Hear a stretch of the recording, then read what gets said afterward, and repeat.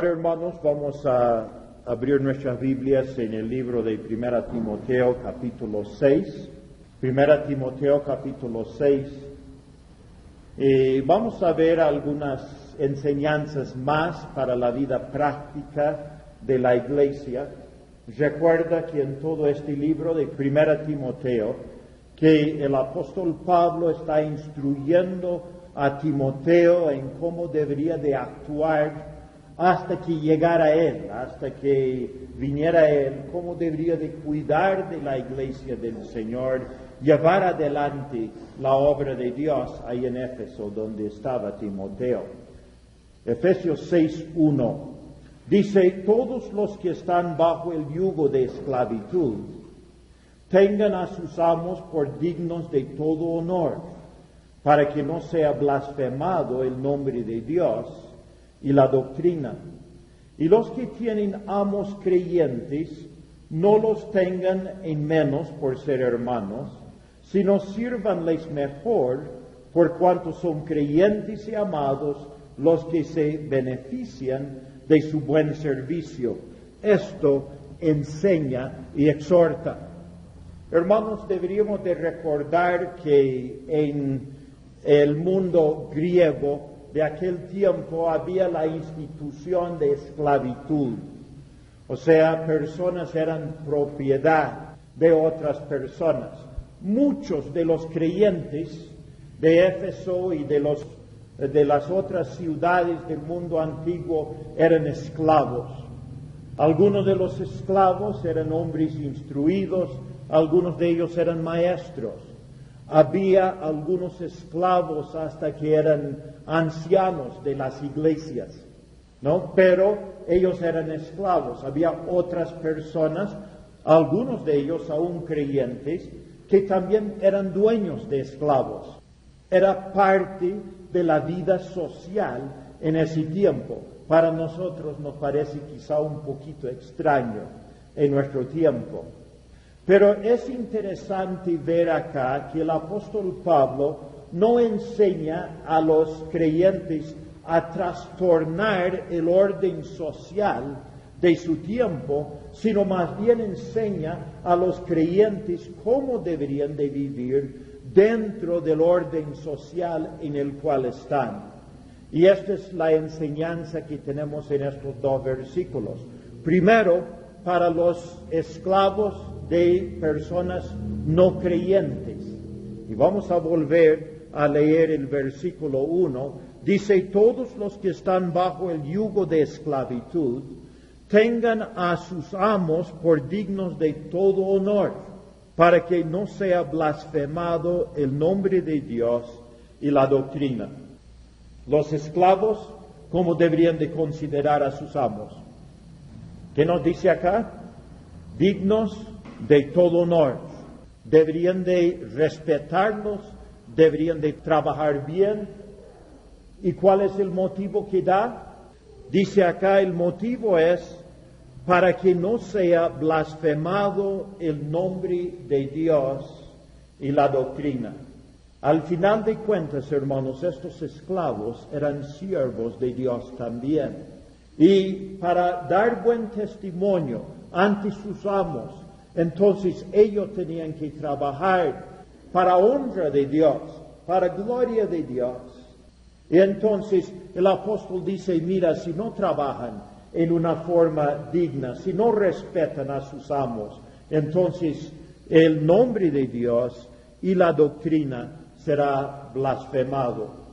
Nosotros, hermanos, ¿qué nos llamamos? ¿Siervos nos llamamos? ¿Qué cosa más? ¿Cristianos o no? Cristianos. ¿Llevamos el nombre de quién? De Cristo, de nuestro Dios, podríamos decir. Claro, llevamos el nombre de nuestro Dios. Si nosotros como cristianos nos portamos mal, ¿quién queda mal? Nuestro Dios queda mal.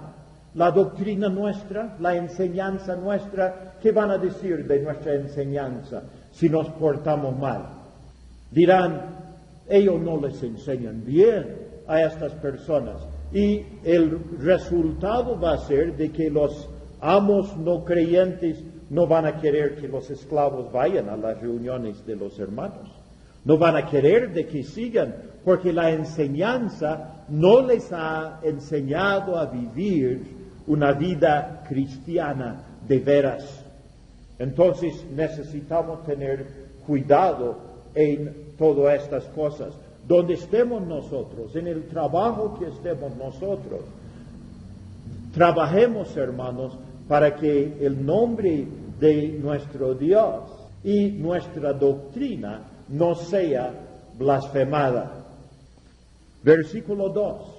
Dice, y los que tienen amos creyentes, no los tengan en menos por ser hermanos, sino sírvanles mejor, por cuanto son creyentes y amados los que se benefician de su buen servicio.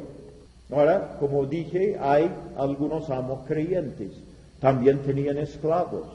También tenían esclavos creyentes en muchos casos. Entonces, ¿qué dice? Que porque son creyentes, los esclavos deberían de decir, bueno, nosotros somos hermanos y por lo tanto ya no tengo que obedecerles, sino vivir caprichosamente. ¿O qué dice acá las Escrituras? ¿Me va a entender mi amo? Quizá podría decir, ¿esa es la idea? No. Dice, sírvanle como mejor. ¿Por qué? Porque son hermanos creyentes y amados los que se benefician de su buen servicio. En otras palabras, hermanos, el esclavo y el amo, ¿qué cosa eran? Hermanos. O sea, no les enseña a hacer diferencias entre ellos, pero el esclavo creyente debería de servir a su amo creyente con mucho amor. Dice acá que también son amados. O sea, ¿qué relación debería de haber entre ellos? Una relación donde se demuestra el amor cristiano y se busca el bienestar cada uno del otro. Entonces, hermanos, acá no vemos de que el apóstol Pablo busca trastornar el orden social, sino enseña a los creyentes a vivir como siervos de Dios bajo el orden social en el cual están. Versículo 3. Dice, si alguno enseña otra cosa y no se conforma a las sanas palabras de nuestro Señor Jesucristo y la doctrina que es conforme a la piedad, está envanecido, nada sabe y delira acerca de cuestiones y contiendas de palabras, de las cuales nacen envidias, pleitos, blasfemias, malas sospechas, disputas necias de hombres corruptos de entendimiento y privados de la verdad, que toman la piedad como fuente de ganancia. Apártate de los tales, pero gran ganancia es la piedad acompañada de contentamiento. Otra vez, hermanos, ¿han visto acá esta palabra piedad? ¿Cuántas veces lo hemos visto acá en estos 4 versículos que hemos leído? Está 3 veces, ¿no? En estos 4 versículos. Dice la doctrina que es conforme a piedad, versículo 3. Versículo 5 dice, toman la piedad como fuente de ganancia. Y el versículo 6, pero gran ganancia es la piedad acompañada de contentamiento. ¿No? ¿Qué quiere decir otra vez, hermanos, la palabra piedad? Quiere decir, hermanos, esa devoción a Dios que nos lleva a hacer lo que es agradable delante de Él. Esto debería de ser la meta de todo lo que hacemos nosotros. En otras palabras, hermanos, el centro de nuestra atención no es nosotros mismos. El centro de nuestra atención es Dios. Y deberíamos de vivir para Él, devotos a Él, queriendo hacer su voluntad en nuestra vida. Entonces, hermanos, la enseñanza nuestra tiene que ser siempre centrado en Dios, no queremos de que el nombre de Dios sea blasfemado, no queremos que la doctrina sea blasfemada, queremos servir a nuestros amos, tomando otra vez los versículos 1 y 2, en una forma correcta, ¿para gloria de quién? Para la gloria de Dios. O sea, este es el propósito con el cual vivimos nosotros. Ahora, el apóstol Pablo exhorta a Timoteo, acá en el versículo 3, de que debería él de no enseñar otra cosa. Él, como uno quien enseña en la iglesia, su enseñanza es cómo es que los creyentes van a vivir para el Señor, la piedad, doctrina que es conforme a la piedad. Algunos quizá preguntarán, ¿pero el creyente alguna vez puede buscar corregir errores dentro de la sociedad? ¿O solo nosotros nos conformamos con la situación en la cual estamos? Hermanos, creo yo de que afuera, en nuestra acción afuera, como cristianos, pero no enseñándolo como doctrina cristiana para los creyentes, podemos buscar mejorar nuestra situación social. Pero dentro de la iglesia, a los hermanos, nosotros no estamos para cambiar nuestro orden social, sino más bien para enseñar a los hermanos cómo vivir para gloria de Dios dentro del orden social en que estamos nosotros. Yo creo que esto es lo que está diciendo el apóstol Pablo acá en esta parte. Hay algunos, nos dice acá, que en vez de seguir las sanas palabras de nuestro Señor Jesucristo y la doctrina que es conforme a la piedad, están enseñando cuestiones y contiendas de palabras, y el resultado es, nacen de esto envidias, pleitos, blasfemias, malas sospechas, disputas necias de hombres corruptos de entendimiento y privados de la verdad, que toman la piedad como fuente de ganancia. Apártate de los tales. O sea, hermanos, nunca utilizamos la piedad, nos dice acá, como fuente de ganancia. O sea, no buscamos aprovechar de alguna forma de nuestro andar con Dios para mejorar nuestra situación en el mundo como tal, sino más bien nosotros tenemos a Dios como el centro de nuestro corazón, nuestro deseo de servir a Él. Hay muchas personas en el día de hoy, hermanos, que están utilizando la piedad como fuente de ganancia. Y cuando usamos la palabra piedad, acá en el versículo 5, estamos utilizándolo como una falsa piedad. ¿Ya? Como una falsa piedad. Les voy a poner ejemplos. Estuve en un pueblo esta semana pasada, y el día domingo pasado había llegado un hermano, un predicador, allá a esa iglesia que nosotros hemos establecido. Y bueno, les ha predicado, les ha hablado algunas cosas, según los hermanos, algo bien, pero también les había repartido a todos los hermanos su sobrecito para que los hermanos le ayuden a él en sus gastos, sus viajes y todo esto. O sea, los hermanos, después de recibir la enseñanza, deberían de poner en su sobrecito su ofrenda para el hermano. Su predicación allá era con fines de lucro. Usaba la piedad como fuente de ganancia. Había otro hermano en la iglesia ahí que también había venido de otra de las denominaciones, y entonces él tenía preguntas a nosotros respecto a los diezmos y quería establecer un sistema de diezmos dentro de la iglesia, pensando posiblemente de que los hermanos lo iban a elegir a él como pastor de la iglesia y los diezmos iban a ser para él. O sea que tenemos en el día de hoy, hermanos, muchas personas que ven el servicio cristiano como una cosa por la cual van a lucrar. Ahora, ya hemos dicho en el repaso de la lección anterior de que no deberíamos de poner bozal al buey que trilla, que deberíamos de ayudar a aquella persona que predique el Evangelio.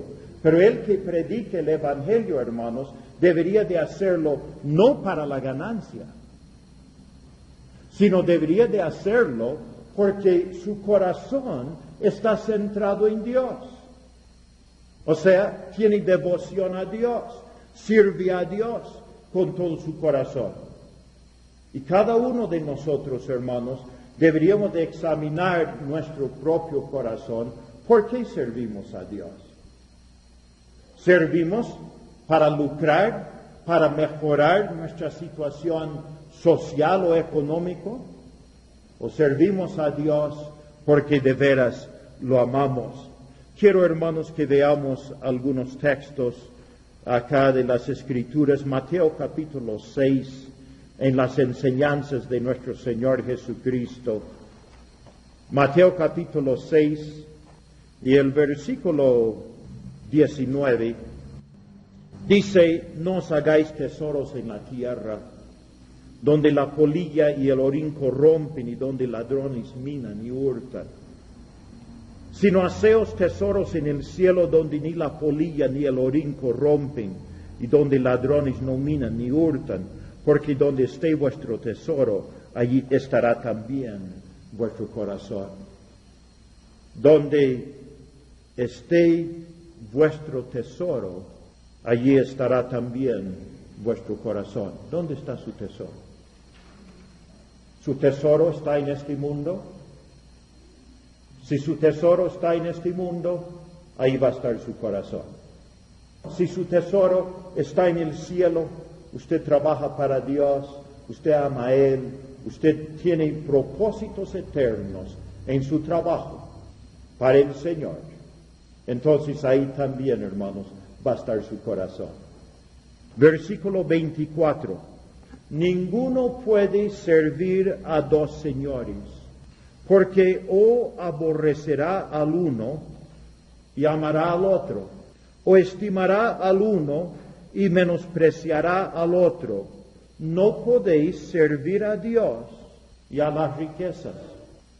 En nuestra obra espiritual deberíamos de servir como para Dios, no para recibir alguna ganancia, sino más bien para Dios. Esto es lo que el apóstol Pablo está enseñando a Timoteo. Pero tenemos acá en el versículo, volviendo otra vez a 1 Timoteo capítulo 6, el versículo 6 dice: pero gran ganancia es la piedad acompañada de contentamiento.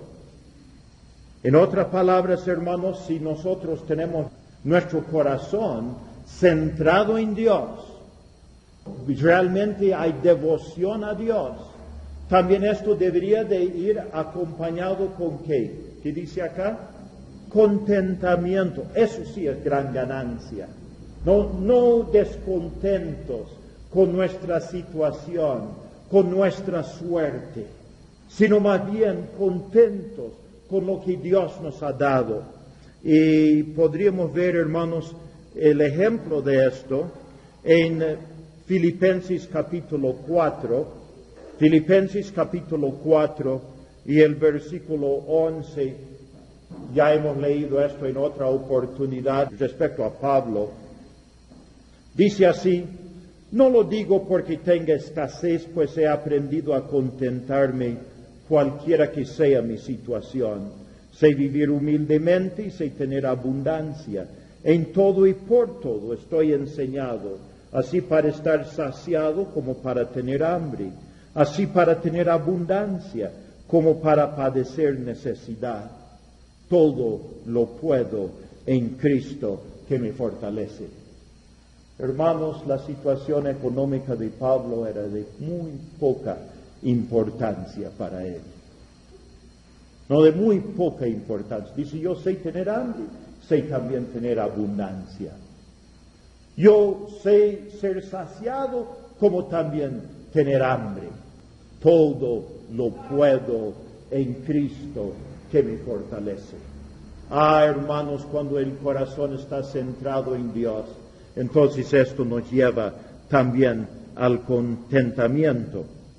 En el capítulo 4 de 1 Timoteo, 1 Timoteo capítulo 4 y el versículo 8, dice, porque el ejercicio corporal para poco es provechoso, pero la piedad para todo aprovecha, pues tiene promesa de esta vida presente y de la venidera.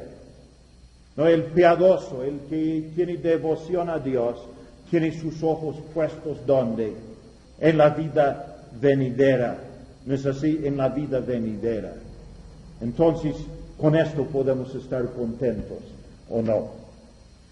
Volviendo al capítulo 6, versículo 6, dice, pero gran ganancia es la piedad acompañada de contentamiento, porque nada hemos traído a este mundo, y sin duda nada podremos sacar.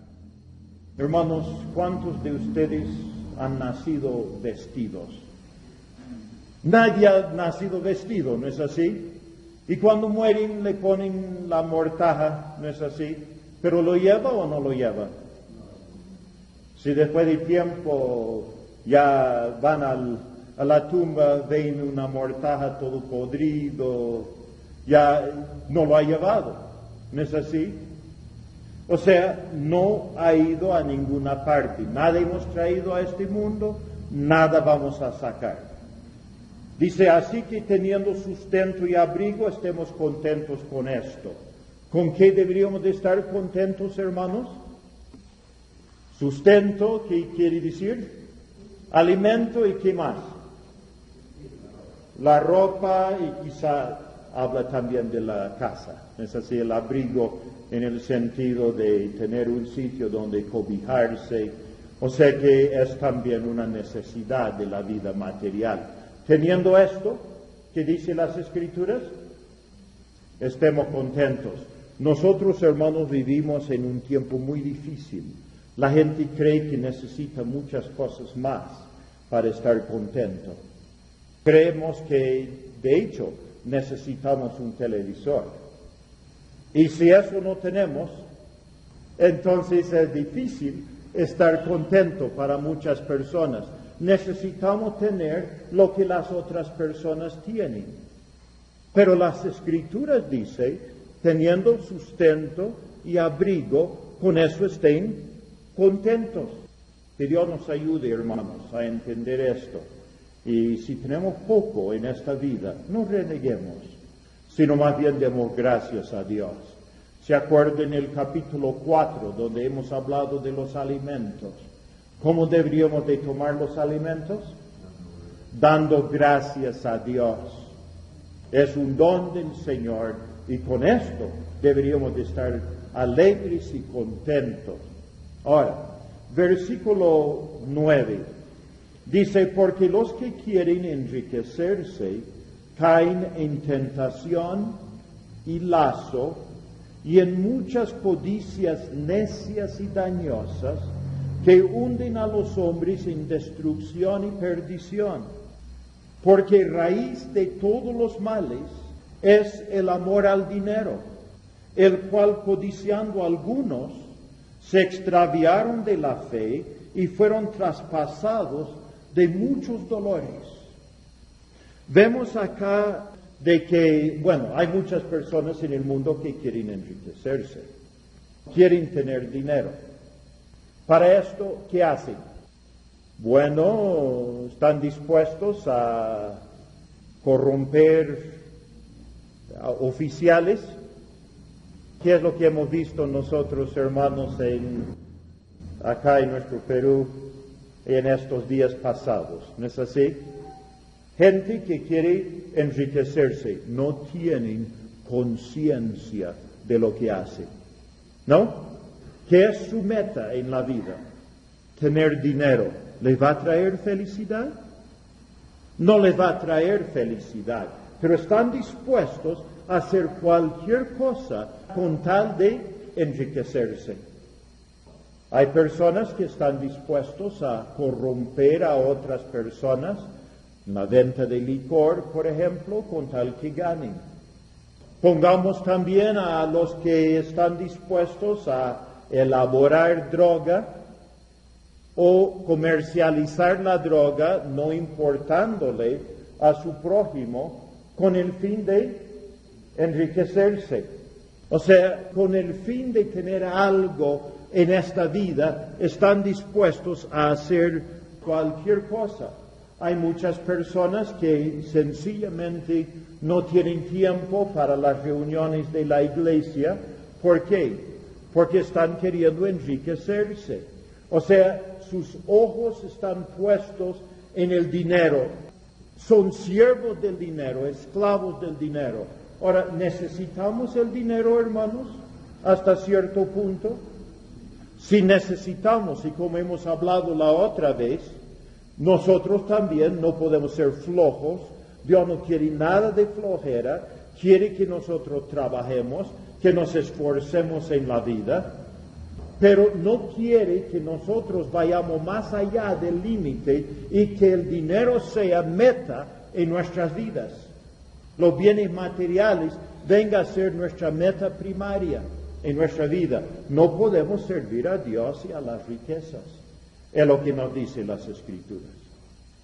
Bien, vamos a servir a Dios y para esto tenemos que sostener el cuerpo y tenemos que trabajar. Pero recordamos que nuestro galardón está allá en el cielo. Y por lo tanto, ponemos en primer lugar la vida espiritual. Quizá un texto que sería interesante para nosotros en el Evangelio de Mateo y el capítulo 13, en la parábola del sembrador. ¿Se acuerda lo que fue sembrado entre espinas? Nos dice en el versículo 22, dice, y el que fue sembrado entre espinos, este es el que oye la palabra, pero el afán de este siglo y el engaño de las riquezas ahogan la palabra y se hace infructuosa. O sea, ¿qué es lo que ahoga la palabra, hermanos? El engaño de la riqueza. La riqueza dice, eso es bueno. ¿No es así? Pero nos engaña, es un lazo, es algo que nos quita de la presencia de Dios. Y nosotros, hermanos, tenemos que poner nuestra mirada en las cosas de Dios, las cosas de arriba. Nos dice de que van a caer algunos en lazo, personas que, por ejemplo, más van a la drogadicción. Son personas que tienen dinero o personas que, o sea, que comenzaron con dinero o personas que no tienen. ¿Quiénes van a la drogadicción? Son los que tienen, ¿no es así? La droga es cara. El pobre de repente no tiene ni para comenzar con el hábito, pero teniendo lo malgastan. ¿Le lleva a una vida buena o no? ¿O le lleva a una vida mala? Le lleva a una vida mala. Y a veces, hermanos, nosotros queremos, en cierto sentido, que nuestros hijos tengan de todo. Pero a veces, dándoles todo, les quitamos lo más precioso, que es lo espiritual. O sea, queriendo entregarles todo, nosotros ponemos sus mentes de ellos, no en lo eterno, sino solamente en este mundo presente. Y al final se hunden, como dice acá, en destrucción y perdición, y son traspasados de muchos dolores. Ustedes, hermanos, se acuerdan cuando nuestro Señor Jesucristo habló con el joven rico. ¿Se acuerdan en Mateo capítulo 19? Vino el joven al Señor Jesucristo y le dijo, ¿qué necesito hacer para heredar la vida eterna? Y el Señor Jesucristo le habló de los mandamientos. Dice, todo esto lo he guardado desde mi juventud. ¿Qué más me falta? ¿Qué le dijo Jesús? Anda, vende lo que tienes, dalo a los pobres y tendrás tesoro en el cielo y ven y sígame. ¿Y qué hace el joven? Se va triste. ¿Por qué? Porque tenía muchas posesiones. ¿Le ayudó las posesiones o le impidió en su vida espiritual? Le impidió, hermanos.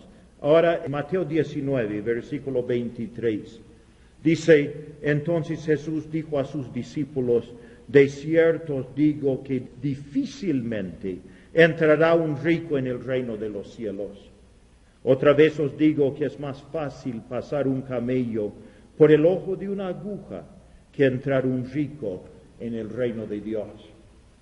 ¿Qué nos dice respecto a los ricos? ¿Es fácil que se salven o difícil? Difícil que se salven. Sumamente difícil para que se salven. A veces nosotros oramos por ciertas personas, pedimos de que Dios los prospere, que Dios les dé dinero. Pero de repente, hermanos, no es lo que más necesitan. De repente necesitan pobreza para que miren al Señor, busquen a Él, busquen lo eterno. Entonces, hermanos, no es que estoy deseando pobreza para nuestros hermanos, no van a pensar eso. Yo deseo de que ustedes tengan sustento y abrigo en la suficiencia. Eso sí deseo para cada uno.